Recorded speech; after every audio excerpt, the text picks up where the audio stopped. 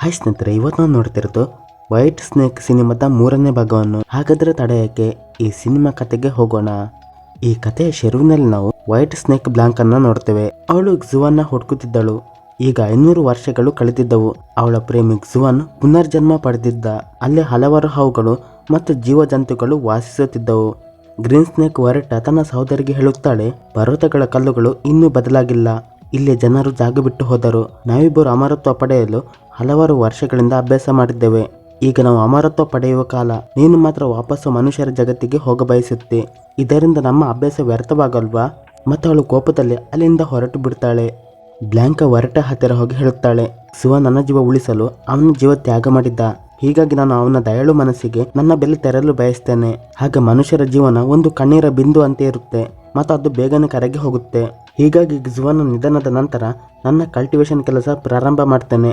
ವರಟ ಕೂಡ ಅವಳ ಮಾತಿಗೆ ಒಪ್ಪುತ್ತಾಳೆ. ಈಗ ನಮಗೆ ಹಾಂಗ್ಜು ನಗರದ ಸೀನ್ ತೋರಿಸಲಾಗುತ್ತೆ. ಅಲ್ಲೇ ಬ್ಲಾಂಕ ಕ್ಸುವನ್ನ ಹುಡುಕ್ತಿದ್ದಳು. ಅವನೊಬ್ಬ ವೈದ್ಯನಾಗಿದ್ದು ಜನರಿಗೆ ಉಚಿತವಾಗಿ ಚಿಕಿತ್ಸೆ ಕೊಡ್ತಿದ್ದ. ಯಾಕೆಂದ್ರೆ ಅವನು ಎಲ್ಲರನ್ನು ಉಳಿಸಲು ಬಯಸ್ತಾನೆ. ಬ್ಲಾಂಕಲ್ಲಿ ತನ್ನ ಹೇರ್ ಪಿನ್ ಕೆಳಗೆ ಬೀಳಿಸಿದಾಗ ಅದನ್ನು ಕ್ಸುವನ್ ಎತ್ತಿಕೊಳ್ಳುತ್ತಾನೆ. ಬ್ಲಾಂಕನ ತಡೆಯುತ್ತಾ ಹೇಳುತ್ತಾನೆ, ಮೇಡಮ್, ನೀವು ನಿಮ್ಮ ಹೇರ್ ಪಿನ್ ಬೀಳಿಸಿದ್ದೀರಾ? ಬ್ಲಾಂಕ ಹಿಂದೆ ತಿರುಗಿ ನೋಡಿದಾಗ ಕ್ಸುವನ್ ಅವಳನ್ನೇ ನೋಡುತ್ತಾ ನಿಂತು ಬಿಡ್ತಾನೆ. ಅವನಿಗೆ ಹಿಂದಿನ ಜನ್ಮದ ಯಾವುದೇ ಮಾತುಗಳು ನೆನಪಲ್ಲಿ ಇರುವುದಿಲ್ಲ. ಆದರೆ ಅವನಿಗೆ ಅವಳು ತಿಳಿದಿರುವಂತೆ ಭಾಸವಾಗುತ್ತದೆ. ಬ್ಲಾಂಕ ಹೇರ್ ಪಿನ್ ತೆಗೆದುಕೊಂಡು ಬಿಡ್ತಾಳೆ. ನಂತರದ ದಿನಗಳಲ್ಲಿ ಅವರು ಪ್ರತಿದಿನ ಒಬ್ಬರನ್ನೊಬ್ಬರು ಭೇಟಿಯಾಗ್ತಾರೆ ಮತ್ತು ಮಾತಾಡ್ತಾರೆ. ಯಾಕೆಂದರೆ ಕ್ಸುವನ್ ಯಾವ ವ್ಯಕ್ತಿಗೆ ಚಿಕಿತ್ಸೆ ಕೊಡಲು ಹೋಗ್ತಿದ್ದಾನೋ ಬ್ಲಾಂಕ್ ಆ ಮನೆಯ ಎದುರು ತಲುಪುತ್ತಿದ್ದಳು. ಬ್ಲಾಂಕ್ ಅವನಿಗೆ ಕೇಳುತ್ತಾಳೆ, ನಿನ್ನ ಪರಿವಾರದಲ್ಲಿ ಯಾರೆಲ್ಲ ಇದ್ದೀರಿ ಮತ್ತು ನೀನು ಎಲ್ಲಿ ವಾಸಿಸುತ್ತಿ? ಅವನು ಹೇಳ್ತಾನೆ, ನಾನು 25 ವರ್ಷದ ವಯಸ್ಸಿನವನು. ನನ್ನ ಮನೆ ಬ್ಲ್ಯಾಕ್ ಪರ್ಲ್ ಲೇನಲ್ಲಿದೆ. ನನಗೊಬ್ಬಳು ದೊಡ್ಡ ಸಹೋದರಿ ಇದ್ದಳು. ಆದರೆ 2 ವರ್ಷ ಮುಂಚೆ ಅವಳ ಮೃತ್ಯುವಾಯಿತು. ಹಾಗಾಗಿ ಬ್ರದರ್ ಇನ್ ಲಾನ ಬಿಟ್ಟು ನನಗೆ ಬೇರೆ ಯಾರು ಇಲ್ಲ. ಬ್ಲಾಂಕ್ ಹೇಳ್ತಾಳೆ, ಇದರ ಅರ್ಥ ನೀನಿನ್ನು ಸಿಂಗಲ್? ಕ್ಸುವನ್ ಹಾ ಅನ್ನುತ್ತಾ ಉತ್ತರ ಕೊಡ್ತಾನೆ. ಆಗಲೇ ಕೆಲವು ಜನರು ಅವನನ್ನು ಚಿಕಿತ್ಸೆಗಾಗಿ ತಮ್ಮೊಂದಿಗೆ ಕರೆದುಕೊಂಡು ಹೋಗ್ತಾರೆ. ಹೀಗೆ ಹಲವಾರು ಬಾರಿ ಆಗುತ್ತೆ. ರಾತ್ರಿ ವೇಳೆ ಕ್ಸುವನ್ ಒಂದು ನಾವೆಯಲ್ಲಿ ಇರ್ತಾನೆ. ಈಗ ಅವನು ಕೂಡ ಬ್ಲಾಂಕನ್ನು ಇಷ್ಟಪಡತೊಡಗಿದ್ದ. ಅವನೀಗ ಕೊಡಲು ಊದಲು ಆರಂಭಿಸ್ತಾನೆ. ಬ್ಲಾಂಕ ಕೂಡ ತನ್ನ ಸಹೋದರಿ ಜೊತೆ ಅಲ್ಲಿಗೆ ಬರ್ತಾಳೆ. ಅವಳು ಹೇಳುತ್ತಾಳೆ, ಇದು ತುಂಬಾನೇ ಅದ್ಭುತ ಸಮಯ. ಇವತ್ತು ನಾವು ಮತ್ತೆ ಭೇಟಿ ಆಗ್ತಿದ್ದೇವೆ. ಇವತ್ತು ಲ್ಯಾಂಟರ್ನ್ ಫೆಸ್ಟಿವಲ್. ಹೀಗಾಗಿ ನೀವು ನಮ್ಮನ್ನು ವೆಸ್ಟ್ ಲೇಕ್ಗೆ ಕರ್ಕೊಂಡು ಹೋಗಲ್ವಾ? ಕ್ಸುವನ್ ಈಗ ಅವರ ಬೋಟ್ಗೆ ಬರ್ತಾನೆ. ಈಗ ಅವರಿಬ್ಬರು ಒಟ್ಟಿಗೆ ಕುಳಿತು ಹಾಡು ಹೇಳ್ತಾರೆ. ಕ್ಸುವನ್ ಕೊಳಲು ನುಡಿಸುತ್ತಿದ್ದ. ಬ್ಲಾಂಕಗೆ ಅರಿವಾಗುತ್ತೆ ಇದು ಅದೇ ಧ್ವನಿ. ಇದನ್ನು ಅವನು ಹಿಂದಿನ ಜನ್ಮದಲ್ಲಿ ನುಡಿಸುತ್ತಿದ್ದ. ಕೂಡಲೇ ಅವನಿಗೆ ಕೇಳ್ತಾಳೆ, ಇದನ್ನು ನೀನು ಹೇಗೆ ನುಡಿಸುತ್ತಿದ್ದಿ? ಅವನು ಹೇಳ್ತಾನೆ, ನನಗೆ ಕೇವಲ ಇದನ್ನು ನುಡಿಸಬೇಕು ಅನ್ನಿಸಿ ನುಡಿಸಿದೆ ಅಷ್ಟೇ. ಈಗ ಅವರು ಖುಷಿಯಲ್ಲಿ ಸುತ್ತಮುತ್ತ ಇರುವ ನಗರವನ್ನು ನೋಡುತ್ತಾ ಹೋಗ್ತಾರೆ. ಮರುದಿನ ನಗರದ ಸೀನ್ ತೋರಿಸಲಾಗುತ್ತೆ. ಅಲ್ಲೊಬ್ಬ ವ್ಯಕ್ತಿ ಜನರಿಗೆ ಕಸರತ್ತು ಪ್ರದರ್ಶನ ಮಾಡಿ ತೋರಿಸುತ್ತಿದ್ದ. ಅಲ್ಲಿ ಶೆರೀಫ್ ಲೀನ್ ನೋಡ್ತಾನೆ, ಒಬ್ಬ ವ್ಯಕ್ತಿ ಕಳ್ಳತನ ಮಾಡುತ್ತಿದ್ದ. ಹೀಗಾಗಿ ಅವನನ್ನು ತಡೆದು ಬಿಡ್ತಾನೆ ಮತ್ತು ಅವನಿಗೆ ಹೇಳ್ತಾನೆ, ನೀನಿವತ್ತು ಭಾಗ್ಯಶಾಲಿ.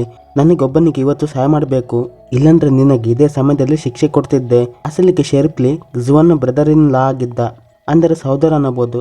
ಕ್ಸುವನ್ ಅವನನ್ನು ಬ್ಲಾಂಕಳಿಗೆ ಭೇಟಿಯಾಗಿಸಲು ಕರ್ಕೊಂಡು ಹೋಗ್ತಿದ್ದ. ಲೀ ಅವನಿಗೆ ಹೇಳುತ್ತಾನೆ, ಈ ಜಗತ್ತು ಮೋಸಗಾರರಿಂದ ತುಂಬಿದೆ. ನೀನು ನಿನ್ನ ಸಹೋದರಿಯಂತೆ ಪಾಪದವನು. ನೀನು ಆ ಹುಡುಗಿಯನ್ನು ಮದುವೆಯಾಗಲು ಬಯಸಿದ್ದಿ. ಅವಳು ಈಗಷ್ಟೇ ತನ್ನ ಸಹೋದರಿಯೊಂದಿಗೆ ಈ ನಗರಕ್ಕೆ ಬಂದಿದ್ದಾಳೆ. ಅವಳು ನಿನ್ನೊಂದಿಗೆ ಏನಾದರೂ ಕೆಟ್ಟದನ್ನು ಮಾಡೋ ಯೋಜನೆ ಮಾಡ್ತಿಲ್ಲ ಅಲ್ವಾ? ಕ್ಸುವನ್ ಹೇಳ್ತಾನೆ, ಹಾಗೇನೂ ಇಲ್ಲ. ನಾವಿಬ್ಬರು ಒಬ್ಬರನ್ನು ಒಬ್ಬರು ಇಷ್ಟಪಡ್ತೇವೆ. ಲೀ ಹೇಳ್ತಾನೆ, ಹಾಗೆ ನೀನು ಸರಿ ಹೇಳ್ತಿದ್ದಿ. ಯಾಕೆಂದ್ರೆ ನಮ್ಮ ಮೇಲೆ ಮೊದಲೇ ತುಂಬಾನೇ ಸಾಲ ಇದೆ. ಹಾಗೆ ನೀನು ಚಿಕಿತ್ಸೆ ಕೊಡಲು ಯಾರಿಂದಲೂ ಹಣ ತಗೊಳ್ಳಲ್ಲ. ಅದರಿಂದಲೇ ನಾವು ನಮ್ಮ ಸಾಲ ತೀರಿಸಲು ಆಗಲೇ ಇಲ್ಲ. ಕ್ಸುವನ್ ಈ ಮಾತುಗಳ ಮೇಲೆ ಧ್ಯಾನ ಕೊಡದೆ ಹೇಳುತ್ತಾನೆ, ಬ್ಲಾಂಕ ನಮ್ಮನ್ನು ಹೌಸ್ ಆಫ್ ಜೂಗೆ ಬರಲು ಹೇಳಿದ್ದಾಳೆ. ಲೀ ಹೇಳುತ್ತಾನೆ, ಏನು ನೀನು ಮರೆತು ಬಿಟ್ಟಿಯಾ?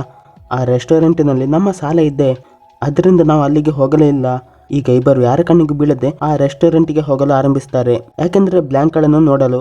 ಆಗಲೇ ವೇಟರ್ ಅವರ ಎದುರು ಬರುತ್ತಾನೆ ಮತ್ತು ಹೇಳುತ್ತಾನೆ, ಇವತ್ತು ನಾನು ಧನ್ಯನಾದೆ. ನೀವಿಬ್ಬರು ಇಲ್ಲಿಗೆ ಬಂದ್ರಿ. ನೀವು ನನ್ನ ಸ್ಪೆಷಲ್ ಗೆಸ್ಟ್. ನಾನು ಈ ವಿಷಯ ಬಾಸ್ಗೆ ಕೊಡ್ತೇನೆ. ಲೀ ತುಂಬಾನೇ ಚಿಂತೆಗೊಳ್ಳುತ್ತಾನೆ. ವರಟ ಅವರಿಬ್ಬರನ್ನು ನೋಡಿದ್ದಳು. ಹಾಗಾಗಿ ಅವಳು ಅಲ್ಲಿಗೆ ಬಂದಿದ್ದಳು. ಅವಳು ಕ್ಸುವನ್ ಹತ್ತಿರ ಕೇಳ್ತಾಳೆ, ಇವನ್ ನಿನ್ನ ಸಹೋದರನ್ನ? ಲೀ ವರಟನ್ನು ನೋಡಿ ತುಂಬಾನೇ ಹೆದರಿ ಬಿಡುತ್ತಾನೆ. ಅದರಿಂದ ಅವನ ಕಾಲು ಜಾರಿ ಕೆಳಗೆ ಬೀಳ್ತಾನೆ. ಏಕೆಂದ್ರೆ ಅಲ್ಲಿ ಹಿಂದಿನ ಜನ್ಮದಲ್ಲಿ ಕ್ಸಿಯನ್ ಡಾಗ್ ಡೂಡು ಆಗಿದ್ದ. ಅವನೀಗ ಡಾಗ್ನಂತೆ ವರ್ತಿಸ್ತಾನೆ. ಆದರೂ ಹೇಳುತ್ತಾನೆ, ಇದು ನನ್ನ ಸ್ಪೆಷಲ್ ಡಾಗ್ ಪಿಸ್ಟ್ ಮೂವ್. ವರಟ ಅದನ್ನು ಕಂಡು ನಗಲು ಶುರು ಮಾಡ್ತಾಳೆ. ಲೀ ಹೇಳುತ್ತಾನೆ, ನನಗೆ ಹೀಗೆ ಅನಿಸ್ತಿದ್ದೆ, ನಾನು ಈ ಮೊದಲು ನಿಮ್ಮನ್ನು ಭೇಟಿಯಾದಂತೆ. ಈಗ ಮೂವರು ರೂಪ್ ಮೇಲೆ ಬರುತ್ತಾರೆ. ಅಲ್ಲಿ ಬ್ಲಾಂಕ ಮೊದಲೇ ಕಾಯುತ್ತಿದ್ದಳು. ಈಗ ಅವರೆಲ್ಲರೂ ಕುಳಿತು ಡಿನ್ನರ್ ಮಾಡಲು ಶುರು ಮಾಡ್ತಾರೆ. ಲೀ ಹೇಳ್ತಾನೆ, ಮಿಸ್ ಬ್ಲಾಂಕ, ನೀವು ಕ್ಸುವನ್ನ ಮದುವೆಯಾಗಲು ಬಯಸುತ್ತೀರಿ. ಆದರೆ ನೀವು ಇವನ ಜೀವನಕ್ಕೆ ಹೊಂದಿಕೊಳ್ಳುತ್ತೀರಾ?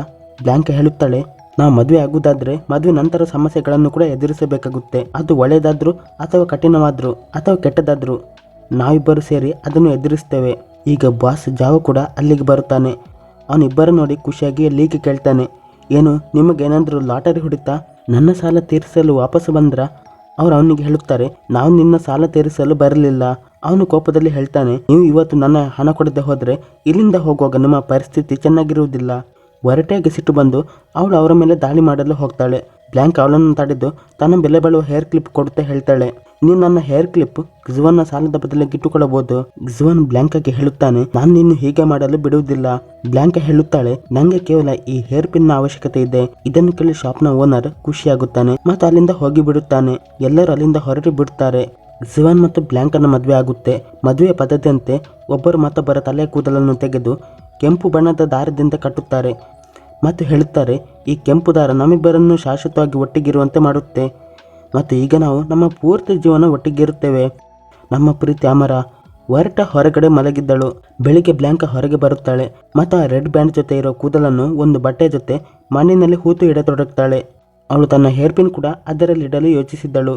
ಮಾತ್ರ ಅವಳಿಗೆ ಕೆಲವು ವಿಷಯಗಳು ಕಾಣಿಸತೊಡಗುತ್ತವೆ. ಅದು 500 ವರ್ಷಗಳ ಹಿಂದೆ ಗ್ಜುವನ್ ಅವಳನ್ನು ಬಚಾವ್ ಮಾಡಲು ತನ್ನ ಪ್ರಾಣತ್ಯಾಗ ಮಾಡಿದ ವಿಷನ್. ಈಗ ಅದನ್ನು ನೆನೆದು ಅವಳ ಸ್ನೇಕ್ ಸ್ಕೆಲ್ಗಳು ಕೂಡ ಹೊರಗಡೆ ಬಂದಿದ್ದವು. ಅದರಿಂದ ಅವಳು ಎಷ್ಟು ಹೆದರ್ತಾಳೆ ಅಂದ್ರೆ ಕೂಡಲೇ ಹೇರ್ ಪಿನ್ ಕೂಡ ದಫನ ಮಾಡ್ತಾಳೆ ಮತ್ತು ಪ್ರಾರ್ಥನೆ ಮಾಡಲು ಪ್ರಾರಂಭಿಸ್ತಾಳೆ. ಒರಟೆ ಕೂಡ ಅಲ್ಲಿದ್ದಳು. ಅವಳು ಹೇಳುತ್ತಾಳೆ, ಈ ಜೇಡ್ ಹೇರ್ ಪಿನ್ ದಫನ ಮಾಡುವುದು ಅಷ್ಟು ಒಳ್ಳೆಯದಲ್ಲ. ಬ್ಲ್ಯಾಂಕ್ ಹೇಳುತ್ತಾಳೆ, ನಾನು ಈ ಪಿನ್ನ ದಫನ ಮಾಡುತ್ತಾ ಒಂದು ಪ್ರತಿಜ್ಞೆ ಮಾಡುತ್ತಿದ್ದೇನೆ. ನನ್ನ ಶಕ್ತಿಗಳನ್ನು ಬಿಟ್ಟು ಮನುಷ್ಯ ರೂಪದಲ್ಲಿ ಜೀವನ ಸಾಗಿಸಲು, ನನ್ನ ಪತಿಯ ಸೇವೆ ಮಾಡಲು, ನಾವು ಜನರ ನಡುವೆ ಸುಖ, ಶಾಂತಿ ಮತ್ತು ನೆಮ್ಮದಿಯಿಂದ ಜೀವಿಸಬಹುದು. ಒರಟೆ ಹೇಳುತ್ತಾಳೆ, ನಾವು ತುಂಬಾನೇ ಕಷ್ಟದಲ್ಲಿ ಈ ಮಾರ್ಷಲ್ ಆರ್ಟ್ ನಲ್ಲಿ ನಿಪುಣರಾಗಿದ್ದೇವೆ. ಅಷ್ಟು ಸುಲಭದಲ್ಲಿ ಇದೆಲ್ಲ ತ್ಯಾಗ ಮಾಡುವುದು ಒಳ್ಳೆಯದಲ್ಲ. ಹೀಗಾಗಿ ನಾನು ಈಗಲೇ ಇವುಗಳನ್ನು ಬಳಸ್ತೇನೆ. ಬ್ಲ್ಯಾಂಕೆ ಹೇಳುತ್ತಾಳೆ, ನೀನು ನನಗೆ ಕಷ್ಟಗಳು ಸಿಗುವಂತೆ ಮಾಡದಿದ್ದರೆ ಒಳ್ಳೆಯದು. ಯಾಕಂದ್ರೆ ಈ ಜಾದು ನಮಗೆ ಯಾವಾಗಲೂ ತೊಂದರೆ ತಂದು ಒಡುತ್ತೆ. ಒರಟೆಗೆ ಅವಳ ಮಾತು ಇಷ್ಟವಾಗುವುದಿಲ್ಲ. ಕೋಪದಿಂದ ಅವಳು ಅಲ್ಲಿಂದ ಹೋಗಿಬಿಡುತ್ತಾಳೆ. ಈಗ ಬ್ಲ್ಯಾಂಕ ಗ್ಜುವನ್ ಜೊತೆ ಅದೇ ಮನೆಯಲ್ಲಿ ವಾಸಿಸ್ತಾಳೆ. ಇಬ್ಬರು ಮತ್ತೊಬ್ಬರ ಜೊತೆ ಖುಷಿಯಾಗಿದ್ದರು, ಹೊಂದಿಕೊಂಡಿದ್ದರು. ಒರಟೆ ಕೂಡ ಅವರ ಜೊತೆ ಇರುತ್ತಾಳೆ. ಅವರು ಒಂದು ಫ್ಯಾಮಿಲಿ ತರ ಇರುತ್ತಾರೆ. ತುಂಬಾನೇ ಸಂತೋಷದಿಂದ ಇರುತ್ತಾರೆ. ಅವರು ನೋಡಿದಾಗ ಅವರ ಮನೆ ಎದುರು ಹಲವಾರು ಜನರು ಸೇರಿದ್ದರು. ಒಬ್ಬ ವ್ಯಕ್ತಿ ಹೇಳ್ತಾನೆ, ಇಡೀ ನಗರದಲ್ಲಿ ಒಂದು ವೈರಸ್ ಹರಡಿದೆ. ನನ್ನ ಪತ್ನಿ ಅಚಾನಕ್ಕಾಗಿ ವಾಂತಿ ಮಾಡುತ್ತಾ ಬಿದ್ದಳು. ಎಲ್ಲರ ಜೊತೆ ಹೀಗೆ ಆಗ್ತಿದೆ. ಅದೇ ಸಮಯದಲ್ಲಿ ಅಲ್ಲಿ ಒಬ್ಬಳು ಮಹಿಳೆ ಕೂಡ ಬಿದ್ದಿದ್ದಳು. ಝೋನ್ ಆ ಮಹಿಳೆಯನ್ನ ಪರೀಕ್ಷೆ ಮಾಡ್ತಾನೆ ಮತ್ತು ಅಕ್ಯುಪಂಕ್ಚರ್ ಸಹಾಯದಿಂದ ವಾಪಸ್ ಬಿದ್ದ ಮಹಿಳೆಯನ್ನ ಪ್ರಜ್ಞೆಗೆ ತರುತ್ತಾನೆ. ಈಗ ಜನರು ಅವನನ್ನು ತಮ್ಮ ಜೊತೆ ಉಳಿದವರು ಚಿಕಿತ್ಸೆ ಮಾಡಲು ಕರೆದುಕೊಂಡು ಹೋಗ್ತಾರೆ. ರಾತ್ರಿ ವೇಳೆ ಗ್ಜುವನ್ ಬ್ಲ್ಯಾಂಕಾಗೆ ಹೇಳುತ್ತಾನೆ, ಈ ವೈರಸ್ ಹೇಗೆ ಬಂತು ಅನ್ನೋದು ತಿಳಿದಿಲ್ಲ. ಇದಕ್ಕೆ ಯಾವುದೇ ಪರಿಹಾರವಿಲ್ಲ. ಬ್ಲ್ಯಾಂಕ ಹೇಳ್ತಾಳೆ, ನೀನು ಜನರಿಗೆ ಯಾವ ಔಷಧಿ ಕೊಡ್ತಿದ್ದಿ? ಅದು ಅವರನ್ನು ಗುಣಮುಖರನ್ನಾಗಿ ಮಾಡ್ತಿಲ್ಲ. ಗ್ಜುವನ್ ಹೇಳ್ತಾನೆ, ಒಳ್ಳೆ ಔಷಧಿ ಮಾಡಲು ಮುಖ್ಯವಾದ ಗಿಡಮೂಲಿಕೆಗಳು ಬೇಕಾಗುತ್ತವೆ. ಸಾಮಾನ್ಯ ಜನರು ಅವರ ಹತ್ತಿರ ಹಣವಿಲ್ಲ. ಅವರು ಅಂತ ಔಷಧಿ ಹೇಗೆ ಖರೀದಿ ಮಾಡಬಹುದು? ಗಿಡಮೂಲಿಕೆ ಅಂಗಡಿಗಳಲ್ಲಿ ಔಷಧಿಗಳ ಬೆಲೆ ದಿನದಿಂದ ದಿನಕ್ಕೆ ಹೆಚ್ಚಾಗುತ್ತಾ ಹೋಗ್ತಿದೆ. ಗಿಡಮೂಲಿಕೆ ಅಂಗಡಿಗಳ ಜನರಿಗೆ ಕೇವಲ ಹಣ ಮಾಡೋ ದುರಸೆ ಹೆಚ್ಚಾಗಿದೆ. ಅವರಿಗೆ ಸಾಮಾನ್ಯ ಜನರು ಸತ್ತರು ಬದುಕಿದರು ಅದರಿಂದ ಯಾವುದೇ ನಷ್ಟವಿಲ್ಲ ಅಥವಾ ಲಾಭವಿಲ್ಲ. ಬ್ಲ್ಯಾಂಕ ಹೇಳ್ತಾಳೆ, ಇದು ಒಳ್ಳೆಯದಲ್ಲ. ಗ್ಜುವನ್ ಹೇಳ್ತಾನೆ, ನಾವು ನಮ್ಮದೇ ಒಂದು ಗಿಡಮೂಲಿಕೆ ಅಂಗಡಿ ತೆರೆದರೆ ಎಷ್ಟು ಒಳ್ಳೆಯದಾಗಿರುತ್ತೆ. ಮಾತ್ರ ಅದಕ್ಕಾಗಿ ಹೆಚ್ಚಿನ ಹಣದ ಅವಶ್ಯಕತೆ ಇದೆ. ಅತ್ತ ಒರಟೆಗೆ ಈ ಕಾಯಿಲೆಗೆ ಕಾರಣ ಗೊತ್ತಾಗಿತ್ತು. ಹಾಗಾಗಿ ಬ್ಲ್ಯಾಂಕನ ಒಂದು ಬಾವಿ ಹತ್ತಿರ ಕರ್ಕೊಂಡು ಹೋಗ್ತಾಳೆ. ಆ ಬಾವಿಯ ನೀರಿಗೆ ವಿಷ ಹಾಕಲಾಗಿತ್ತು. ಅವಳು ಹೇಳುತ್ತಾಳೆ, ಯಾರು ಇದರಲ್ಲಿ ವಿಷ ಸೇರಿಸಿರಬೇಕು, ಹಾಗಾಗಿ ಈ ರೋಗ ಹರಡುತ್ತಿದೆ. ಈ ಇಲಾಖೆ ಎಲ್ಲ ಬಾವಿಗಳ ನೀರಿಗೆ ವಿಷ ಹಾಕಲಾಗಿದೆ. ಈಗ ಒಬ್ಬ ಮಾಸ್ಟರ್ ತಾವಷ್ಟಿನ ನೋಡ್ತೇವೆ. ಅವನ ಮುಖ ಇಲಿಯಂತೆ ಇರುತ್ತೆ. ಅವನು ನಗರದಲ್ಲಿ ತಿರುಗಾಡುತ್ತಿದ್ದ. ಆಗ ಕೆಲವು ಜನರು ಬಂದು ಅವನ ಹತ್ತಿರ ಈ ರೋಗಕ್ಕೆ ಔಷಧಿ ಕೇಳಲು ಪ್ರಾರಂಭಿಸ್ತಾರೆ ಮತ್ತು ಹೇಳ್ತಾರೆ, ನಾವು ಕೇಳಿದ್ದೇವೆ ನಿಮ್ಮ ಔಷಧಿಯಿಂದ ಮಹಾಮಾರಿ ಪ್ಲೇಗ್ನಂತ ರೋಗಗಳು ಕೂಡ ಗುಣವಾಗುತ್ತವೆ. ತಾವಷ್ಟಿ ಹೇಳ್ತಾನೆ, ನನ್ನ ಔಷಧಿಗಳನ್ನು ನೀವು ಈಸ್ಟ್ ಗೇಟ್ ವಾಟರ್ ಮಾರ್ಕೆಟ್ನ ನನ್ನ ಶಾಪ್ನಿಂದ ಪಡೆದುಕೊಳ್ಳಬಹುದು. ಬ್ಲ್ಯಾಂಕಾಗೆ ಅವನ ಮೇಲೆ ಸಂಶಯ ಮೂಡುತ್ತೆ. ಮಾಸ್ಟರ್ ತಾವಷ್ಟಿ ಒಬ್ಬ ರೆಡ್ ಡೆಮನ್. ಅವನು ಹಣಕ್ಕಾಗಿ ಈ ಕೆಲಸ ಮಾಡಿದ್ದಾನೆ. ಮರುದಿನ ಅವನು ತನ್ನ ಶಾಪ್ನ ಓಪನ್ ಮಾಡುತ್ತಾನೆ. ಅವನ ಔಷಧಿ ಬೆಲೆ 1000 ರೂಪಾಯಿ ಇಟ್ಟಿದ್ದ ಮತ್ತು ಅವನ ಶಾಪ್ ಹತ್ತಿರ ಹಲವಾರು ಜನರು ಗುಂಪುಗೂಡಿದ್ದರು. ಎಲ್ಲ ಜನರು ತಮ್ಮ ತಮ್ಮವರನ್ನು ಉಳಿಸಿಕೊಳ್ಳಲು ತಮ್ಮ ಹಣ ಕೊಡಲು ತಯಾರಿದ್ದರು. ಬ್ಲ್ಯಾಂಕಾ ಕೂಡ ತನ್ನ ಸಹೋದರಿ ಜೊತೆ ಅಲ್ಲಿಗೆ ಬಂದಿದ್ದಳು. ಅವಳು ಕೋಪದಲ್ಲಿ ಹೇಳುತ್ತಾಳೆ, ಇವನು ಮೊದಲಿದ್ದ ಬಾವಿಗಳಲ್ಲಿ ವಿಷ ಸೇರಿಸಿದ್ದ ಮತ್ತು ಅದಕ್ಕೆ ಪರಿಹಾರವಾಗಿ ಔಷಧಿ ಮಾರುತ್ತಿದ್ದಾನೆ. ಒರಟೆ ಹೇಳುತ್ತಾಳೆ, ನಾವು ಇವನಿಗೆ ಬುದ್ಧಿ ಕಲಿಸಬೇಕು. ನೀನು ಇವನ ಗಮನ ತಪ್ಪಿಸು, ನಾನು ಅವನಿಗೆ ಬುದ್ಧಿ ಕಲಿಸ್ತೇನೆ. ನಂತರ ಅವಳು ನೀರಿನೊಳಗೆ ಹೋಗ್ತಾಳೆ. ರೆಡ್ಡೆಮ್ಮನ ಹಲವಾರು ಚಿನ್ನದ ನಾಣ್ಯಗಳನ್ನು ಒಟ್ಟುಗೂಡಿಸಿದ್ದ. ಬ್ಲ್ಯಾಂಕಾ ಅಲ್ಲಿ ತನ್ನ ಧ್ವನಿಯಿಂದ ಜೋರಾಗಿ ಗಾಳಿ ಬೀಸುವಂತೆ ಮಾಡುತ್ತಾಳೆ. ಇದು ರೆಡ್ ಡೆಮನ್ ಅಂದರೆ ತಾವಷ್ಟಿಗೆ ಅರಿವಾಗಿ ಬಿಡುತ್ತೆ ಅವಳು ಸ್ನೇಕ್ ಡೆಮನ್ ಅನ್ನುವುದು. ಒರಟೆ ತನ್ನ ಶಕ್ತಿಯಿಂದ ತಾವಷ್ಟೇ ಚಿನ್ನದ ನಾಣ್ಯಗಳು ಮತ್ತು ಆಂಟಿಡೋಟ್ ಔಷಧಿ ಕೂಡ ಕದ್ದು ಬಿಡುತ್ತಾಳೆ. ತಾವಷ್ಟೇ ಬ್ಲ್ಯಾಂಕ್ನ ನೋಡಿ ತುಂಬಾನೇ ಹೆದರಿ ಬಿಟ್ಟಿದ್ದ. ಹೀಗಾಗಿ ಅವನು ಅಲ್ಲಿಂದ ಓಡಿ ಬಿಡುತ್ತಾನೆ. ಬ್ಲ್ಯಾಂಕ್ ಕ್ಸುವಾನ್ಗೆ ಆಂಟಿಡೋಟ್ ಮತ್ತು ಚಿನ್ನದ ನಾಣ್ಯಗಳನ್ನು ಕೊಡ್ತಾಳೆ. ಕ್ಸುವಾನ್ ಅವಳಿಗೆ ಥ್ಯಾಂಕ್ಸ್ ಹೇಳ್ತಾನೆ. ಬ್ಲ್ಯಾಂಕ್ ಹೇಳುತ್ತಾಳೆ, ನನ್ನ ಸಹೋದರಿ ಅವಳ ಜೀವಮಾನದಲ್ಲಿ ಒಟ್ಟುಗೂಡಿಸಿದ ಹಣ ಇದು. ನೀನು ಒಂದು ಔಷಧಿ ಅಂಗಡಿ ತೆರೆಯಲು ಬಯಸಿದ್ದಿ, ಇನ್ನು ನಿನ್ನ ಕನಸು ಪೂರ್ತಿಯಾಗುತ್ತೆ. ಕ್ಸುವಾನ್ ಹೇಳ್ತಾನೆ, ನಾವು ಫಾರ್ಮಸಿ ತೆರೆಯಲು ಬಯಸಿದ್ರೆ ನಾವೇ ಅದನ್ನು ನೋಡಿಕೊಳ್ಳಲು ಇನ್ನು 100 ನಾಣ್ಯಗಳ ಅವಶ್ಯಕತೆ ಇದೆ. ವರಟ ಹೊರಗೆ ಕುಳಿತು ಇದೆಲ್ಲ ಕೇಳುತ್ತಿದ್ದಳು. ಅವಳು ಯೋಚನೆ ಮಾಡ್ತಾಳೆ, ಈ ನಗರದ ಮ್ಯಾಜಿಸ್ಟ್ರೇಟ್ನ ಆಫೀಸ್ನಲ್ಲಿ ಬೇಕಾದಷ್ಟು ಖಜಾನೆ ಇದೆ. ನಾನು ಅದರಲ್ಲಿ ಸ್ವಲ್ಪ ತಗೊಂಡ್ರೆ ಯಾರಿಗೆ ತಾನೇ ಗೊತ್ತಾಗುತ್ತೆ. ವರಟ ಈಗ ಸಣ್ಣ ಹಾವಿನ ರೂಪದಲ್ಲಿ ಮ್ಯಾಜಿಸ್ಟ್ರೇಟ್ ಮನೆಗೆ ಹೋಗ್ತಾಳೆ. ಅಲ್ಲಿ ಅವಳು ಖಜಾನೆ ಹುಡುಕಲು ಶುರು ಮಾಡ್ತಾಳೆ. ಅವಳಿಗೆ ಅಲ್ಲಿ ಖಜಾನೆ ಕಾಣಿಸುತ್ತೆ. ಅದನ್ನಲ್ಲಿ ಒಂದು ಚೀಲದಲ್ಲಿ ಪ್ಯಾಕ್ ಮಾಡ್ತಾಳೆ. ಒಂದು ಕೈಗಂಟು ಅನ್ನಬಹುದು. ಹಾಗೂ ಸಾಕ್ಷಿಯಾಗಿ ತಾವಷ್ಟಿನ ಚೀಲದ ಗಂಟು ಅಲ್ಲಿ ಬಿಸಾಡ್ತಾಳೆ. ಅದನ್ನು ಅವಳು ಮೊದಲೇ ಕದ್ದಿದ್ದಳು. ಯಾಕೆಂದ್ರೆ ಆ ಕಳ್ಳತನದ ಸಂಶಯ ತಾವಷ್ಟಿ ಮೇಲೆ ಹೋಗಲಿ ಅಂತ. ಮರುದಿನ ಕ್ಸುವಾನ್ ಮತ್ತು ಬ್ಲ್ಯಾಂಕ್ ಫಾರ್ಮಸಿ ತೆರೆಯೋ ಕೆಲಸ ಪ್ರಾರಂಭ ಮಾಡಿದ್ದರು. ಅದರಲ್ಲಿ ಹಳ್ಳಿಯ ಹಲವಾರು ಜನರು ಅವರಿಗೆ ಸಹಾಯ ಮಾಡ್ತಿದ್ದರು. ಬ್ಲ್ಯಾಂಕ್ ವರಟೆಲಿಗೆ ಕೇಳುತ್ತಾಳೆ, ನೀನು ಇನ್ನೂ ಹೆಚ್ಚಿನ ಹಣ ಎಲ್ಲಿಂದ ತಂದೆ? ಮಾತ್ರ ಅವಳು ಬ್ಲ್ಯಾಂಕ್ಗೆ ಏನೂ ಹೇಳುವುದಿಲ್ಲ. ಕ್ಸುವಾನ್ ಆಗ ಬ್ಲ್ಯಾಂಕ್ ಹತ್ತಿರ ಬರ್ತಾನೆ ಮತ್ತು ಕೇಳ್ತಾನೆ, ನಮ್ಮ ಫಾರ್ಮಸಿ ಹೆಸರು ಏನು ಇಡಬಹುದು? ಬ್ಲ್ಯಾಂಕ್ಗೆ ಹಳೆಯ ಕ್ಸುವಾನ್ನ ಮಾತುಗಳು ನೆನಪಿಗೆ ಬರುತ್ತವೆ. ಕ್ಸುವಾನ್ ಆಗ ಹೇಳಿದ್ದ, ಅವನು ವೈದ್ಯನಾದಾಗ ಅವನ ಫಾರ್ಮಸಿ ಹೆಸರು ಹಾಲ್ ಆಫ್ ಪ್ರೊಟೆಕ್ಷನ್ ಆಗಿರುತ್ತೆ. ಇದನ್ನು ಅವನು ಹೇಳಿದ್ದ. ಹೀಗಾಗಿ ಬ್ಲ್ಯಾಂಕ್ ಅವನಿಗೆ ಹೇಳುತ್ತಾಳೆ, ನಾವು ನಮ್ಮ ಫಾರ್ಮಸಿ ಹೆಸರು ಹಾಲ್ ಆಫ್ ಪ್ರೊಟೆಕ್ಷನ್ ಇಡಬಹುದು. ಕ್ಸುವಾನ್ಗೆ ಈ ಹೆಸರು ಇಷ್ಟ ಆಗುತ್ತೆ.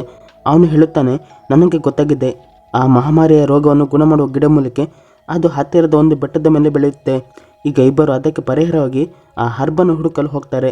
ಕ್ಸುವಾನ್ ಅಪಾಯ ಲೆಕ್ಕಿಸದೆ ಬೆಟ್ಟ ಹತ್ತುತ್ತಿದ್ದ. ಬ್ಲ್ಯಾಂಕ್ ಅವನನ್ನು ಕೇರ್ಫುಲ್ ಆಗಿರಲು ಹೇಳುತ್ತಾಳೆ. ಅವನ ಹರ್ಬ್ನ ಒಟ್ಟುಗೂಡಿಸ್ತಾನೆ. ಆದರೆ ಮತ್ತೊಂದು ಹರ್ಬ್ ಕೂಡ ಹಿಡಿಯಲು ಹೋದಾಗ ಅದು ಅವನ ಕೈಗೆ ಸಿಗದ ದೂರದಲ್ಲಿತ್ತು. ಅವನ ಕೈ ಅಲ್ಲಿಗೆ ತಲುಪಲ್ಲ. ಆಗ ಅವನು ಹಗ್ಗವನ್ನು ಸೊಂಟದಿಂದ ತೆಗೆದು ಕೈಯಲ್ಲಿ ಹಿಡಿತಾನೆ ಮತ್ತು ಬೀಸುವ ಗಾಳಿಯ ಜೊತೆ ಕೆಳಗೆ ಬೀಳತೊಡಗ್ತಾನೆ. ಅವನ ಕೈ ಕೂಡ ತಪ್ಪುತ್ತೆ. ಬ್ಲ್ಯಾಂಕ್ ಅವನನ್ನು ಹಿಡಿಯೋ ಪ್ರಯತ್ನ ಮಾಡ್ತಾಳೆ. ಆದರೆ ಅವಳಿಗೆ ಅವನನ್ನು ಹಿಡಿಯಲು ಸಾಧ್ಯವಾಗದೆ ಅವಳು ಕೂಡ ನೀರಿಗೆ ಹಾರುತ್ತಾಳೆ. ತನ್ನ ಮ್ಯಾಜಿಕ್ನಿಂದ ಅವನ ಬೆನ್ನಿನ ಮೇಲೆ ಜಾದೂ ರೆಕ್ಕೆಗಳು ಮೂಡುವಂತೆ ಮಾಡುತ್ತಾಳೆ. ಇದರಿಂದ ಇಬ್ಬರು ಪಾರಾಗ್ತಾರೆ. ಕ್ಸುವಾನ್ ತುಂಬಾನೇ ಖುಷಿಯಾಗ್ತಾನೆ, ಅವರು ಹಾರುತ್ತಿದ್ದಾರೆ ಅಂತ. ಬ್ಲ್ಯಾಂಕ್ ಹೇಳುತ್ತಾಳೆ, ಇದೆಲ್ಲ ನೀನು ಕೇರ್ಲೆಸ್ ಮಾಡಿದ ಕಾರಣದಿಂದ ಆಗ್ತಿದೆ. ಈಗ ಇಬ್ಬರು ಒಟ್ಟಿಗೆ ತುಂಬಾನೇ ಸಮಯದ ತನಕ ಹಾರುತ್ತಾರೆ. ಕ್ಸುವಾನ್ಗೆ ಅನಿಸುತ್ತೆ, ಇದೆಲ್ಲ ಪರ್ವತದ ದೇವರು ಮಾಡಿರಬೇಕು.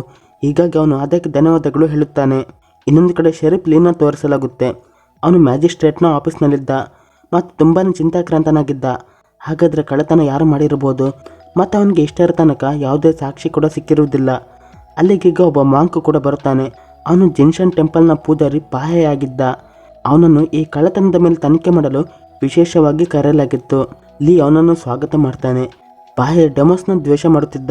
ಅವನು ಡೆಮೋನ್ ಮನುಷ್ಯರ ನಡುವೆ ವಾಸಿಸಲಿ ಅಂತ ಯಾವತ್ತೂ ಕೂಡ ಇಷ್ಟಪಡುತ್ತಿರಲಿಲ್ಲ.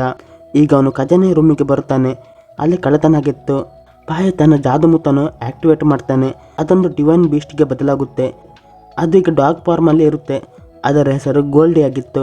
ಅದು ಅಲ್ಲಿ ಆಗ್ರಣಿಸುತ್ತಾ ಅಲ್ಲಿ ಒಂದು ಕಡೆ ಬಿದ್ದಿರುವ ಚೀಲವನ್ನು ನೋಡುತ್ತೆ. ಅದೊಂದು ಕೈಗಂಟು. ಅದನ್ನು ಗ್ರೀನ್ ಸ್ನೇಕ್ ವರಟ ಅಲ್ಲಿ ಬಿಟ್ಟಿದ್ದಳು. ಅದರಲ್ಲಿ ಬರೆಯಲಾಗಿತ್ತು, ಮಾಸ್ಟರ್ ಆಫ್ ಮಿಡ್ ನೈಟ್. ಅದು ತಾವಷ್ಟೇ ಹೆಸರು ಆಗಿತ್ತು. ಆದರೆ ಲೀ ಕೂಡ ಇದರ ಬಗ್ಗೆ ಈ ಮೊದಲು ಕೂಡ ಕೇಳಿರಲೇ ಇಲ್ಲ. ಕ್ಸುವಾನ್ ಕೂಡ ಪ್ಲೇಗ್ ಅಂತ ಮಹಾಮಾರಿಗೆ ಔಷಧಿ ತಯಾರಿಸಿದ್ದ. ಅದನ್ನು ಉಚಿತವಾಗಿ ಎಲ್ಲ ಜನರಿಗೂ ಕೊಡುತ್ತಿದ್ದ. ಅದನ್ನು ತಾವಷ್ಟೇ ನೋಡಿ ಹೇಳ್ತಾನೆ, ಸ್ನೇಕ್ ಡೆಮನ್, ನಿನ್ನಿಂದಾಗಿ ನನ್ನ ಬಿಸ್ನೆಸ್ ಹಾಳಾಯಿತು. ಆದರೆ ನಾನು ನಿನ್ನ ಸತ್ಯ ವಿಷಯ ಎಲ್ಲರ ಎದುರು ತಂದು ಬಿಡುತ್ತೇನೆ. ಈ ಮಹಾಮಾರಿ ಅಂತ್ಯ ಆದ ಹಾಗೆ ನಗರದಲ್ಲಿ ಒಂದು ನಾಟಕವನ್ನು ಆಯೋಜಿಸಲಾಗಿತ್ತು. ಅಲ್ಲಿಗೆ ಎಲ್ಲ ಜನರು ಬಂದಿದ್ದರು. ಈ ಶೋನಲ್ಲಿ ಜೇಡ್ ವರ್ಕ್ಶಾಪ್ನ ಲೇಡಿ ಪಾಕ್ಸ್ ಡೆಮನ್ ಪರ್ಫಾರ್ಮೆನ್ಸ್ ಕೊಡ್ತಿದ್ದಳು. ಈಗ ಅವಳು ನಾಟಕ ತೋರಿಸುವ ಕೆಲಸ ಮಾಡ್ತಿದ್ದಳು. ಬ್ಲ್ಯಾಂಕ್ ಅವಳನ್ನು ಕಂಡು ದಂಗಾಗಿ ಬಿಡ್ತಾಳೆ. ಆದರೆ ಎಲ್ಲರಿಗೂ ಪಾಕ್ಸ್ ಡೆಮನ್ನ ಶೋ ತುಂಬಾನೇ ಇಷ್ಟ ಆಗುತ್ತೆ. ಎಲ್ಲರೂ ಖುಷಿಯಾಗಿದ್ದರು. ಮರುದಿನ ಕ್ಸುವಾನ್ ತನ್ನ ಫಾರ್ಮಸಿ ಬಂದ್ ಮಾಡಿ ವಾಪಸ್ ಮರಳುತ್ತಿದ್ದ. ಆಗ ತಾವಷ್ಟೇ ಅವನ ಹತ್ತಿರ ಬರುತ್ತಾನೆ. ಅವನು ಕ್ಸುವಾನ್ ಹೆದರಿಸುತ್ತಾ ಹೇಳುತ್ತಾನೆ, ನಿನ್ನ ಮನೆ ಮೇಲೆ ರಾಕ್ಷಸರ ಕರಿನೆರಳು ಇದೆ. ಕ್ಸುವಾನ್ ಅವನ ಮಾತುಗಳ ಮೇಲೆ ವಿಶ್ವಾಸವಿಡುವುದಿಲ್ಲ. ಆಗ ಅವನು ಒಂದು ತಾಯ್ತವನ್ನು ಬಲವಂತವಾಗಿ ಅವನ ಬ್ಯಾಗ್ನಲ್ಲಿ ಇಟ್ಟು ಬಿಡುತ್ತಾನೆ. ಅದು ಯಾವುದೇ ಡೆಮನ್ನ ಅದರ ಅಸಲಿ ರೂಪಕ್ಕೆ ತರುತ್ತಿತ್ತು. ಅದರಿಂದ ಅವನು ಖುಷಿಯಾಗುತ್ತಿದ್ದ. ಯಾಕೆಂದರೆ ವೈಟ್ ಸ್ನೇಕ್ ಬ್ಲ್ಯಾಂಕನ್ನು ಅಸಲಿತ್ತು ಎಲ್ಲರ ಎದುರು ಬರಲಿತ್ತು. ಕ್ಸುವಾನ್ ಮನೆಗೆ ಬಂದಾಗ ವೈಟ್ ಸ್ನೇಕ್ ಅಂದರೆ ಬ್ಲ್ಯಾಂಕ ಆ ತಾಯ್ತು ನೋಡಿ ಆಶ್ಚರ್ಯಗೊಳ್ಳುತ್ತಾಳೆ. ಅವಳು ತಲೆ ತಿರುಗಿದಂತೆ ನಾಟಕ ಮಾಡುತ್ತಾ ಆ ಬ್ಯಾಗ್ನ ದೂರಕ್ಕೆ ಹೋಗಿ ಬೀಳುವಂತೆ ಮಾಡುತ್ತಾಳೆ. ತನ್ನ ಸಹೋದರತ್ತು ಸಣ್ಣ ಕೂಡ ಮಾಡ್ತಾಳೆ. ಅದರಿಂದ ವರಟ ತನ್ನ ಮ್ಯಾಜಿಕ್ ಪವರ್ನಿಂದ ಆ ತಾಯ್ತನ್ನು ನಷ್ಟ ಮಾಡುತ್ತಾಳೆ. ಬ್ಲ್ಯಾಂಕ ನಾಟಕ ಮಾಡುತ್ತಿದ್ದಳು ಮತ್ತು ಅವನ ಗಮನ ಅತ್ತ ಹೋಗದಂತೆ ಮಾಡುತ್ತಾಳೆ. ವರಟ ಕೊನೆಗೂ ಆ ತಾಯ್ತವನ್ನು ನಷ್ಟ ಮಾಡುತ್ತಾಳೆ. ಅವಳಿಗೆ ಸಿಟ್ಟು ಬರುತ್ತಿತ್ತು. ಅವಳು ನೇರವಾಗಿ ಕೇಳುತ್ತಾಳೆ, ಈ ತಾಯ್ತ ಎಲ್ಲಿಂದ ಬಂತು? ಅವನು ಹೇಳ್ತಾನೆ, ದಾರಿಯಲ್ಲಿ ನನಗೆ ಒಬ್ಬ ವ್ಯಕ್ತಿ ಇದನ್ನು ಕೊಟ್ಟ. ಅವನ ಮುಖ ಇಲ್ಲಿ ಅಂತ ಇತ್ತು ಮತ್ತು ಅವನು ಹೇಳ್ತಿದ್ದ, ನಮ್ಮ ಮನೆಯಲ್ಲಿ ಡೆಮನ್ಸ್ ಇವೆ, ಆದರೆ ನಾನು ಅವನ ಮಾತನ್ನು ತಳ್ಳಿ ಹಾಕಿದೆ. ವರ್ಟಲ್ಲಿಗೆ ಅರಿವಾಗುತ್ತೆ ಇದು ಬೇರೆ ಯಾರು ಅಲ್ಲ, ಅದೇ ರೆಡ್ ಡೆಮನ್. ಹೀಗಾಗಿ ಅವಳು ಅವನನ್ನು ರಾತ್ರಿ ಹುಡುಕುತ್ತಾ ಹೋಗ್ತಾಳೆ. ಅವಳು ಮುಖೋಡ ಧರಿಸಿ ಅವನನ್ನು ಹಿಂಬಾಲಿಸುತ್ತಾ ಹೋಗುತ್ತಿರ್ತಾಳೆ. ಮಾತ್ರ ಮಾಂಕ್ ಬಾಹ್ಯ ಕೂಡ ತಾವಷ್ಟಿ ಆ ರೆಡ್ ಡೆಮನ್ ಹಿಂದೆ ಇದ್ದ ಮತ್ತು ಆ ಗೋಲ್ಡಿ ಬೀಸ್ಟ್ ಫುಲ್ಲಿ ರೂಪಕ್ಕೆ ಬದಲಾಗುತ್ತೆ ಹಾಗೂ ಆ ರೆಡ್ ಡೆಮನ್ ಹಿಡಿದು ಬಿಡುತ್ತೆ. ಮಾಂಕ್ ಬಾಹ್ಯ ಕೂಡ ಅಲ್ಲಿಗೆ ಬರ್ತಾನೆ. ತಾವಷ್ಟಿ ಹೇಳ್ತಾನೆ, ನಾನು ಮ್ಯಾಜಿಸ್ಟ್ರೇಟ್ ರೂಮ್ನಿಂದ ಕಳ್ಳತನ ಮಾಡಲಿಲ್ಲ. ಬಾಹ್ಯ ಹೇಳ್ತಾನೆ, ನೀನು ನನ್ನಿಂದ ತಪ್ಪಿಸಿಕೊಂಡು ಓಡಲು ಸಾಧ್ಯವಿಲ್ಲ. ಒಂದು ವೇಳೆ ನೀನು ಅಲ್ಲಿ ಕಳ್ಳತನ ಮಾಡುತ್ತಿದ್ರೆ ನಿನ್ನ ಕೈಗಂಟು, ನಿನ್ನ ಕೈಚೀಲ ಅಲ್ಲಿ ಹೇಗೆ ಬಿದ್ದಿತ್ತು? ತಾವಷ್ಟಿ ಹೇಳ್ತಾನೆ, ನನ್ನ ಸಿಲುಕಿಸಲಾಗಿದೆ. ಬಾಹ್ಯ ಹೇಳ್ತಾನೆ, ನೀನು ಡೆಮನ್, ಎಲ್ಲ ಡೆಮನ್ಗಳ ಅಂತ್ಯವಾಗುವುದು ಅವಶ್ಯ. ಮತ್ತವನು ರೆಡ್ ಡೆಮನ್ ಕೊಲ್ಲಲು ಪ್ರಾರಂಭಿಸ್ತಾನೆ. ರೆಡ್ ಡೆಮನ್ ಹೇಳುತ್ತಾನೆ, ಇಲ್ಲಿ ಮತ್ತೊಬ್ಬರು ಡೆಮನ್ ಕೂಡ ಇದ್ದಾರೆ. ವರ್ಟೆ ಅಲ್ಲಿ ಅವಿತಿದ್ದಳು. ವರ್ಟೆ ಕೂಡ ಇದನ್ನು ನೋಡುತ್ತಿರ್ತಾಳೆ. ಅವಳು ಮಾಂಕ್ಗೆ ಹೆದರುವುದಿಲ್ಲ. ಅವಳು ಮಾಂಕ್ನ ಎದುರು ಬಂದು ಅವನ ಮೇಲೆ ಅಟ್ಯಾಕ್ ಮಾಡಲು ಪ್ರಾರಂಭ ಮಾಡ್ತಾಳೆ. ಮಾಂಕ್ ಮಾತ್ರ ಅವಳ ದಾಳಿಯಿಂದ ಸುಲಭದಲ್ಲಿ ತಪ್ಪಿಸಿಕೊಂಡು ಬಿಡುತ್ತಿದ್ದ ಮತ್ತು ಅವನು ಬುದ್ಧನ ಶಕ್ತಿಯಿಂದ ಅವಳನ್ನು ದೂರ ಮಾಡುತ್ತಾನೆ. ಅದರಿಂದ ಗ್ರೀನ್ ಸ್ನೇಕ್ ತನ್ನ ನಿಜ ರೂಪಕ್ಕೆ ಬಂದು ಅವನ ಮೇಲೆ ದಾಳಿ ಮಾಡ್ತಾಳೆ. ಅದರಿಂದ ಬಾಹೆಗೆ ಅರಿವಾಗುತ್ತೆ ಅವಳೊಂದು ಸ್ನೇಕ್ ಡೆಮನ್. ತನ್ನ ಗೋಲ್ಡನ್ ಎನರ್ಜಿಯಿಂದ ಬಾಹೆ ಅವಳ ಮೇಲೆ ಹೆಚ್ಚು ಶಕ್ತಿ ಹಾಕ್ತಾನೆ. ಆದ್ದರಿಂದ ಅವಳಿಗೆ ಏನು ಮಾಡಲು ಸಾಧ್ಯವಾಗಲ್ಲ. ತಾವಷ್ಟೇ ಅಲ್ಲಿಂದ ಓಡುತ್ತಿದ್ದ. ಗೋಲ್ಡಿ ಅವನ ಹಿಂದೆ ಹೋಗುತ್ತಾ ಅವನನ್ನು ಕೊಂದು ತಿನ್ನುತ್ತೆ. ವರ್ಟೆ ಕೂಡ ಬಾಹೆ ಕೈಗೆ ಕಚ್ಚಿ ಅಲ್ಲಿಂದ ಓಡಿ ಬಿಡುತ್ತಾಳೆ. ಬಾಹೆ ಗೋಲ್ಡಿನ ವಾಪಸ್ ಮುತ್ತುಗಳ ರೂಪಕ್ಕೆ ಬದಲು ಮಾಡಿ ತನ್ನ ಕೈಗೆ ಹಾಕಿಕೊಳ್ಳುತ್ತಾನೆ. ಒಂದು ದಿನ ನಗರದಲ್ಲಿ ಡ್ರ್ಯಾಗನ್ ಬೋಟ್ ಫೆಸ್ಟಿವಲ್ ಇರುತ್ತೆ. ಅದರಲ್ಲಿ ಲೀನಾ ಬಾಸ್ ಜಾವೋ ಮತ್ತು ಲೀ ಕೂಡ ಭಾಗವಹಿಸಿದ್ದರು. ಅವರಿಬ್ಬರಲ್ಲಿ ಸ್ಪರ್ಧೆ ಆಗ್ತಿತ್ತು. ಲೀ ತನ್ನ ಚಾಲಕತನದಿಂದ ಬೋಟ್ನ ಮುಂದೆ ಬಂದು ಫಿನಿಶ್ ಲೈನ್ನ ಟಚ್ ಮಾಡಿ ಸ್ಪರ್ಧೆ ಗೆಲ್ಲುತ್ತಾನೆ. ಒಬ್ಬ ಸೈನಿಕ ಹೇಳುತ್ತಾನೆ, ಈ ಬೋಟ್ ಫೆಸ್ಟಿವಲ್ನ ಖುಷಿಯಲ್ಲಿ ಇವತ್ತು ಔತಣಕೂಟವಿದೆ. ಅದರಲ್ಲಿ ಎಲ್ಲರೂ ಉಚಿತವಾಗಿ ವೈನ್ ಸವಿಯಬಹುದು. ಈ ಉಪಾಯ ಅಸಲಿಗೆ ಬಾಹೆನದ್ದಾಗಿತ್ತು. ಆತ ಎಲ್ಲ ವೈನ್ ಬಾಟಲಿಗಳಲ್ಲಿ ಮಂತ್ರ ಮಾಡಿದ್ದ. ಯಾವ ಡೆಮನ್ ಇದನ್ನು ಕುಡಿಯುತ್ತೋ ಅದು ತನ್ನ ಅಸಲಿ ರೂಪಕ್ಕೆ ಬರುತ್ತಿತ್ತು. ನಂತರ ಅವನು ಆ ಡೆಮನ್ ಹಿಡಿಯಬಹುದಿತ್ತು. ಎಲ್ಲರೂ ಈಗ ಒಟ್ಟಿಗೆ ಕುಳಿತು ವೈನ್ನ ಎಂಜಾಯ್ ಮಾಡಲು ಪ್ರಾರಂಭಿಸ್ತಾರೆ. ಶೆರಿಫ್ ಲೀ, ಗ್ಜ್ವಾನ್ ಮತ್ತು ಬ್ಲ್ಯಾಂಕಾ ಹಾಗೂ ವರ್ಟೆ ಕೂಡ ಅಲ್ಲಿಗೆ ಬಂದಿದ್ದರು. ಯಾಕೆಂದರೆ ಅವನು ಇವತ್ತಿನ ವಿಜೇತ ಆಗಿದ್ದ. ಹಾಗೂ ಅವನು ಅವರೆಲ್ಲರಿಗೂ ಹೇಳುತ್ತಾನೆ, ಈ ಪಾರ್ಟಿ ನನ್ನ ಕಡೆಯಿಂದ. ವೈನ್ ಈಗ ಇಲ್ಲಿಗೆ ತರಲಾಗುತ್ತೆ. ಲೀ ಹೇಳುತ್ತಾನೆ, ಇದೆಲ್ಲ ಡ್ರ್ಯಾಗನ್ ಬೋಟ್ನಲ್ಲಿ ಗೆದ್ದ ಕಾರಣಕ್ಕೆ ಸಿಕ್ಕಿದೆ. ಮತ್ತು ಅವನು ವರ್ಟೆಗೆ ಹೇಳುತ್ತಾನೆ, ನೀನು ಈ ವೈನ್ ಸ್ವಲ್ಪ ಕುಡಿದು ರುಚಿ ನೋಡು. ಆದರೆ ಅವಳಿಗೆ ಅದನ್ನು ನೋಡಿಯೇ ಗೊತ್ತಾಗುತ್ತೆ ಅದರಲ್ಲಿ ಮ್ಯಾಜಿಕ್ ಅಂದರೆ ಮಂತ್ರ ಮಾಡಲಾಗಿದೆ ಎನ್ನುವುದು. ಹೀಗಾಗಿ ಅವಳು ಅದನ್ನು ಕುಡಿಯಲ್ಲ. ಲೀ ಆ ವೈನ್ ತೆಗೆದುಕೊಂಡು ಬ್ಲ್ಯಾಂಕ್ ಹತ್ತಿರ ಹೋಗಿ ಹೇಳುತ್ತಾನೆ, ನೀವು ನಮಗಾಗಿ ತುಂಬಾನೇ ಮಾಡಿದ್ದೀರಾ, ಹೀಗಾಗಿ ನೀವು ಇದನ್ನು ಕುಡಿಯಲೇಬೇಕು. ಸ್ವಲ್ಪ ಕುಡಿದ್ದರಿಂದ ಏನೂ ಆಗುವುದಿಲ್ಲ. ಝುವಾನ್ ಹೇಳುತ್ತಾನೆ, ಇವತ್ತು ಲೀ ಗೆದ್ದು ಬಂದಿದ್ದಾನೆ, ಹಾಗಾಗಿ ಸ್ವಲ್ಪ ಡ್ರಿಂಕ್ ಕುಡಿಯೋದು ಒಳ್ಳೆಯದು. ಸ್ವಲ್ಪ ಕುಡಿಯುವುದರಿಂದ ಏನೂ ಆಗುವುದಿಲ್ಲ. ಬ್ಲ್ಯಾಂಕ್ ಅವನಿಗೆ ನೋವನ್ನು ಮಾಡಲು ಬಯಸದೆ ಅದನ್ನು ತಗೊಂಡಾಗ ವರ್ಟೆ ಅವಳನ್ನು ತಡೆದು ಹೇಳ್ತಾಳೆ, ಈ ವೈನಲ್ಲಿ ಮ್ಯಾಜಿಕ್ ಸೇರಿಸಲಾಗಿದೆ. ಬ್ಲ್ಯಾಂಕ್ ಹೇಳುತ್ತಾಳೆ, ನಾನು 1000 ವರ್ಷಗಳಿಂದ ಪ್ರಾಕ್ಟೀಸ್ ಮಾಡುತ್ತಿದ್ದೇನೆ, ಹೀಗಾಗಿ ಸ್ವಲ್ಪ ವೈನ್ ನನಗೆ ಅಂಥ ತೊಂದರೆ ಏನು ಮಾಡಲಿಕ್ಕಿಲ್ಲ. ಮತ್ತು ಅವಳು ಅದನ್ನು ಕುಡಿದು ಬಿಡ್ತಾಳೆ. ವರ್ಟೆ ಈಗ ಲೀನಾ ಅಲ್ಲಿಂದ ಕರ್ಕೊಂಡು ಹೋಗ್ತಾಳೆ ಮತ್ತು ಅವಳು ಅವನ ಒಟ್ಟಿಗೆ ಕುಳಿತು ಬೇರೆ ವೈನ್ ಕುಡಿತಿರ್ತಾಳೆ. ಆಗಲೇ ಅವಳಿಗೆ ತಲೆ ತಿರುಗಿದಂತೆ ಭಾಸವಾಗುತ್ತೆ. ಅದರಿಂದ ಅವಳಿಗೆ ತನ್ನ ಮೇಲೆ ಕಂಟ್ರೋಲ್ ಮಾಡಲು ಆಗುವುದಿಲ್ಲ. ಮಾತ್ರ ಅವಳು ಗ್ಜ್ವಾನ್ಗೆ ತಾನು ನಾರ್ಮಲ್ ಆಗಿರುವಂತೆ ತೋರಿಸ್ತಾಳೆ. ಅವಳು ಗ್ಜ್ವಾನ್ಗೆ ಹೇಳುತ್ತಾಳೆ, ನನಗೆ ಸುಸ್ತಾದ ಹಾಗೆ ಫೀಲ್ ಆಗ್ತಿದೆ, ಹೀಗಾಗಿ ನಾನು ಮನೆಗೆ ಹೋಗಲು ಬಯಸ್ತೇನೆ. ಗ್ಜ್ವಾನ್ ಅವಳಿಗೆ ಕೇಳ್ತಾನೆ, ನಿಂಗೇನಾದರೂ ಆಗಿದೆಯಾ? ಬ್ಲ್ಯಾಂಕ್ ಹೇಳ್ತಾಳೆ, ನಾನು ಸರಿಯಾಗಿದ್ದೇನೆ, ನಾನು ಬಯಸ್ತೇನೆ ವರ್ಟೆ ಮತ್ತು ಶೆರಿಫ್ ಲೀ ಜೊತೆ ಕುಳಿತು ನೀನು ಇಲ್ಲಿ ಡ್ರಿಂಕ್ ಎಂಜಾಯ್ ಮಾಡು. ಅವನು ಅವಳ ಮಾತಿಗೆ ಒಪ್ಪಿಬಿಡುತ್ತಾನೆ. ಬ್ಲ್ಯಾಂಕ ಈಗ ಅಲ್ಲಿಂದ ಹೋಗ್ತಾಳೆ. ಬ್ಲ್ಯಾಂಕಾಗೆ ತಲೆ ಸುತ್ತುತ್ತಿರುವಂತೆ ಅನಿಸುತ್ತೆ. ಹೀಗಾಗಿ ಅವಳು ಹತ್ತಿರದ ಕೊಳವೊಂದರ ಬಳಿಗೆ ಬರುತ್ತಾಳೆ. ಈಗ ಅವಳು ತನ್ನ ಅಸಲಿ ರೂಪಕ್ಕೆ ಪರಿವರ್ತನೆ ಆಗತೊಡಗ್ತಾಳೆ. ವರ್ಟೆಳಿಗೆ ಈ ವಿಷಯ ತಿಳಿದಿರುವುದಿಲ್ಲ. ಅವಳು ಖುಷಿಯಲ್ಲಿ ಡ್ರಿಂಕ್ ಎಂಜಾಯ್ ಮಾಡುತ್ತಿರ್ತಾಳೆ.